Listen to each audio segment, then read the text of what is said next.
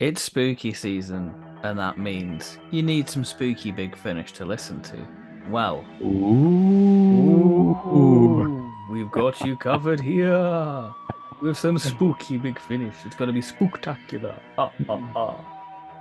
Yes, spooky big finish recommendations. Kicking us off, we have the Silver Turk. Mary Shelley is known as the mother of science fiction. So it seems only right that she'd kick us off here, doesn't it, with our Yes, first sci fi recommendation. That's also a bit spooky. yes. This is very much the Cyberman equivalent to Dalek and Jubilee. Mm. It's a lone Cyberman, and you have very much the Doctor being the Doctor going, you Cybermen evil bad, and you have Mary Shelley sort of finding compassion in the Cybermen and the beauty. And obviously there are links to Frankenstein with the monster. Um, Yeah, because she was obviously writing that sympathetically to the monster. yes, so you have that sort of viewpoint. Mm. And what this story does with the Cybermen is what makes the Cybermen scary is by rehumanizing them. And this is what the story does, it rehumanizes them. And it's by Mark Platt, who wrote Spare Parts, and this is one of the best Cyberman stories Big Finish have done. It's an absolute cracker, great horror imagery. It's very gothic. Yeah, very, very wonderful, scary stuff. Great supporting characters in there, very eccentric in their own right, and yeah, it's a real triumph, and it fits McGann's Doctor perfectly. Mm. It's also the last time that McGann faced the Cybermen. This is now over 10 years old, isn't it? Until And so, Audacity. yeah. So, just after, not long after this video comes out, you've also got Audacity, which is the Mm, next time. But yeah, that is a huge gap for him. It's also one that has inspired a couple of new series stories as well, haven't it? yeah. With the whole Silver Turk playing chess angle being used in Nightmare in Silver. And then, of course, uh, the haunting of Villa Diodati, very much using that similar premise with Mary Shelley confronting a modern Prometheus in the form of a lone Cyberman. Yes. So, certainly worth your time for those reasons as well. It's an But, interesting comparison between the two. Very different stories, but doing similar things, really.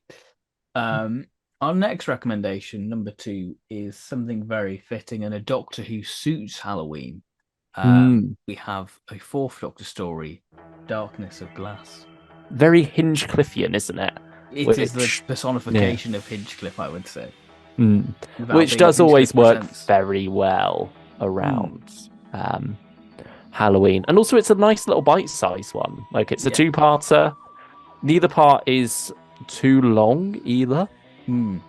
Like, if you're looking for a quick little Halloween fix to get you through the night, then this is certainly one that's worth going for. Yeah, you've Sort of, got demons and yeah, and sort of a prehistory of this lanternist trying to capture. Yeah, there's a lot of pre-work done within it to sort of set the atmosphere and mood of this one. mm, borrowing quite a bit from Horror of Fang Rock as well, with the isolated island setting. This Mm, little castle on said island, cut off from the rest of the world. I think it all lends itself very nicely. You have a good collection of characters as well, not all of whom make it through the night. Mhm. And speaking of night, our third recommendation is Night Forts. yes, this is sort of a classic staple of Halloween Big Finish. I Um, think this list wouldn't be complete without it. no, no, it's all wrong not to have it. So this was going to be this is an unmade television script. It was submitted. And this is before the Lost Stories began on Big Finish, and it fits the McCoy era brilliantly because you have this story set in this sort of Scotland island called Gravanax, which feels very McCoy in itself. That name. Mm. Sort of reminds me of Gravelax. What Yeah, story is that from? That's Gravanax. I can't remember actually. or am I thinking of Ravelox? I don't. That's why there's a Maybe. Gravelax of some kind somewhere in Yeah. Classic Who. But Again, it's sort of a remote Scottish island Oh no, mansion. Oh, Gravlax is a fish. there we go. There we are. I've messed up there. Oh dear, that's spooky in yourself. Uh, But yeah, we have these five bickering academics who are haunted by their own ghost of their past, and they're very reluctant for the Doctor and Ace and Hex to take shelter. And they're all very bizarre characters, and they have their own sort of struggles. And McCoy is so enigmatic with this story. It's brilliant. You have the wonderful character of Sue, who talks through this little soft toy called Happy, the rabbit. Looking very creepy there on the cover. Very creepy on the cover, and it's very gruesome. As soon as the murders start happening, yeah, it's a real dark one, and it just fits the McCoy era perfectly. It's so messed up in the best way possible what you want, and it's one of the darker monthly range stories in line. Yeah, before the TV series came back in 2005, they were able to get away with quite a bit more on Big Finish, weren't they? With the gruesome stuff. I think after that, when Doctor Who sort of came back into the spotlight, they had to rein it back. So here you get something that really is able to let loose. But yeah, what about fourth place, Ben? Does it have no place on our list? Well, I think it does have a place. It is for no place. Do you want to talk about this one? Yeah, I mean, if you're looking forward to the return of David Tennant and Catherine Tate, then this is one of their Big Finish audio dramas they recorded in the interim between, their original run and coming back for their 60th run. Yeah. It also features Bernard Cribbins as Wilf, his only appearance. Yeah, Wilf's only appearance on audio. Bernard Cribbins has done some others for them as well.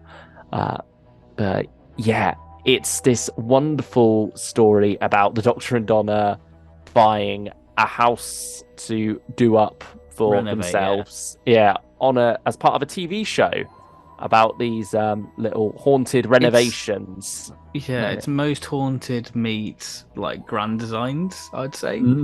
Yeah, that's it, isn't it? And so a lot of it is done through that literal lens of the TV camera filming all this going on, and you've got quite a few little creepy incidents going on throughout the story, and yeah, it all leads up to a very intriguing place when all is revealed at the end, exactly what is causing these hauntings. And I mean, yeah, certainly some jump scares to be had in this one as well. But I think also a lot of heart too, which I think is something you can always be guaranteed of with the 10th Doctor, Donna. Will thrown in there as well, just such a wholesome character. You have Jacqueline King as Donna's mum, Sylvia, too. So yeah, it all comes together rather nicely, this one, and it makes for a nice, little bit more wholesome than maybe some of our other ones, but nevertheless a fitting Halloween listen. As is fifth place, Ghost Walk, which is, I think, another fun one, is fair to say, with the Fifth Doctor, Tegan, James and Goss. Sir Adric. Yeah, he's written both of them, hasn't he? Yeah. I mean, he's always a very funny writer, I feel. But he gets atmosphere and tone so right. Ghost Walk is so... It's one what I sort of slept on. I knew it was good, but I re-listened to it for preparation for this, and my goodness, it is so brilliant. The character work that's done within this, it feels so authentic to season 19, how the characters are separated. So Beowulf, there's a genuinely fear factor there because it's set in sort of these catacombs underneath the city. It's brilliant. Such an unconventional structure as well for this. It almost feels more like a novel at times, the way it all comes together. It's a collection of short stories, isn't it, really, how each character sort of in different time zones. So it's like a ghost walk in itself, which is wonderful. Yeah. And then, meanwhile, sort of as a framing device, you have the Doctor haunting this poor woman who's giving ghost walks, going on those tours around these haunted places. Yeah, which, I mean, presents a wonderful bit of intrigue in itself. Why is the Doctor a ghost at this point? You'll have to listen to this one to find that out. But yeah, it's a fascinating listen. And yeah, definitely worth your time this Halloween. Our next recommendation, we're going a little bit further into the darkness, into the night. We are doing the Night of the Fendal. Yeah, first of two torture recommendations on this list. We sort of left Doctor Who behind now. We're going a bit more adult, aren't we? I mean, and then sort we'll of end already there with fluffish. Nightfoot. Yeah, there's some fluff coming too, don't worry. But now you're in the dark section of the video. There's no escape here. You're in a dungeon now. As we talk about Night of the Fendal, which is very effed up. Yeah, it's In the best ways. But yeah, yeah. because you have Gwen involved in a snuff film where if you die, that's it. It's no make believe within it, and this takes the the Fendal and Fendalines and puts them in more of a horror spin, and it shows the sheer horror factor of this monster. And it's my favorite sort of torture story because the characters within this are so you They're hate them. despicable, aren't they? So when they get their comeuppance, you're like, yes, do it, kill them.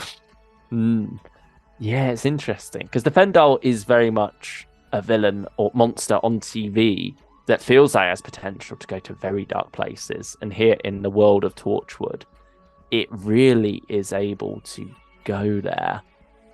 And yeah, I mean, it's wonderful how it teases a lot of stuff as well, like being back at certain priory and such. And like the first time the name Fendal is almost dropped is very amusing also. Yes. Yeah, how they get around that. They build that intrigue. You know it's coming. You know what they're talking about. But nevertheless, it's nice that they take their time to get to that point. And yeah, it is messed up as hell, but it's a fun-ish listen nevertheless. I don't know if fun's quite the right word for it, but it's good. Yeah, it's definitely good. It's by Tim Foley, so it's a banger. One of his early ones as well, wasn't it? Yeah, this was sort of like when we were first getting to know the name Tim Foley, I suppose. Now we very much associate that name with quality Big Finish scripts, but here was when we were first being introduced to him and being wowed by what he could do. Another Tim Foley script, I believe. Yes, Dissected is our other torture recommendation. And Martha and Gwen. This is one of the few Big Finishes that Freema has done. And here she's teamed up with Eve Miles to do an autopsy on this mysterious body. And yeah, obviously things don't quite go as expected. It's wonderfully framed in that it all takes place from the point of view of the corpse. So you're sort of starting off in the body bag. Muffled. Yeah, you're hearing brilliant. the muffled. Yeah, don't worry about your audio. It's fine. Your headphones are working all right with this one. You just got to wait for them to unzip you. Yeah, and I mean, I think that's a fascinating concept. And yeah, the story does wonderfully with that and goes to some very creepy places. I don't think it's not outright as Halloweeny as Night of the Fendal is. I think that more suits the season, but this is certainly a unnerving one to say the least. It's a bit more psychological, I suppose, in its approach to the horror. Yeah, I really enjoyed Dissected. One of my favourite Torchwood releases, most definitely. Now, one of my favourite Big Finish ranges. This is the fluff. We're out of the dark now, but this is still dark in its own right. It is Jago and Lightfoot, Series 12, where we have Jago and Lightfoot versus the Flickermen and a rematch with vampires. Yeah, two very good foes to face on Halloween, aren't they? I mean, particularly vampires really fit that well. But I think the Flickerman is a brilliant story also. It's a quintessential Jago and Lightfoot, I would say. Yeah, it feels very right for those two, doesn't it? Yes. And I mean, those two feel rather right for Halloween as well, because the Victoriana setting, I think, lends itself to, that gothic horror, again, Hinchcliffian, taken from Talons of Wing Chang, these two. And so they do feel right for this time of year. And what a strong box set. Blood is spilled in this one, most Yes. definitely. But also, it's fun as well because Jago and Lightfoot are such entertaining characters. Like, it feels like a warm cuddle listening to these two, while also having its creepier moments as well. Yes, and it's a great character work for Ellie. Obviously, the vampires kickstarted in series 2, which you don't really need because I think the Jago and Lightfoot box it to kind of standalone, but you can kind of get the gist of what's happened in it. But series 2, again, another recommendation, secretly adding another one to the list. But yeah, this is a great sort of rematch and sort of very much one of the best the Jago and Lightfoot range has to offer. Yeah.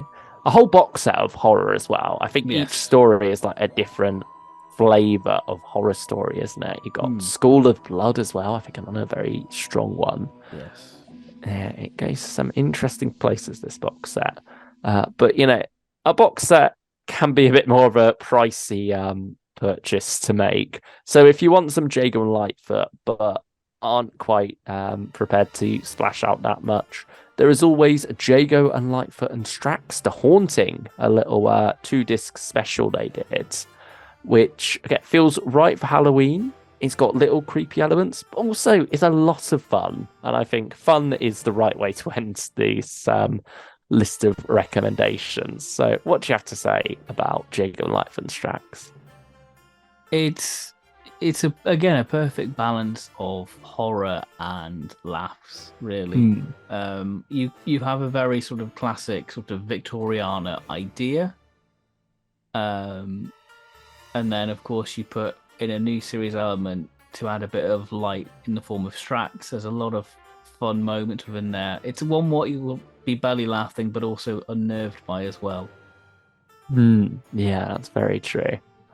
And I think as well with Strax thrown in there, it sort of adds a bit more of a technological twist that they couldn't really get away with as much with regular Jago and Lightfoot stuff. Whereas when you got Strax who can explain away that a bit more, I think, it does end up with a bit more of a new series vibe to it in that case with how it deals with the horror elements. And you also have like a stakeout at a creepy house with the characters. Yes. And that is about as fun as you would imagine it being. As we said, loads of laughs to be had in this one. But a fair bit of heart too, which is what you love about Jago and Lightfoot in the end, isn't it? The heart, the camaraderie. It's perfect cozy listening as the nights are drawing in. So those are some of our recommendations. Let us know your recommendations. There's some we've probably obviously missed, like Home Truths, Embrace for Darkness, Chums Midnight. But this is the thing. There's a lot of cross-pollination with another time of year, which we'll do recommendations for in a few months' time. We just wanted to stick solely on the horror. Go for much more of the ones that are right purely for Halloween. And ultimately, there is also a lot of Doctor Who horror out there.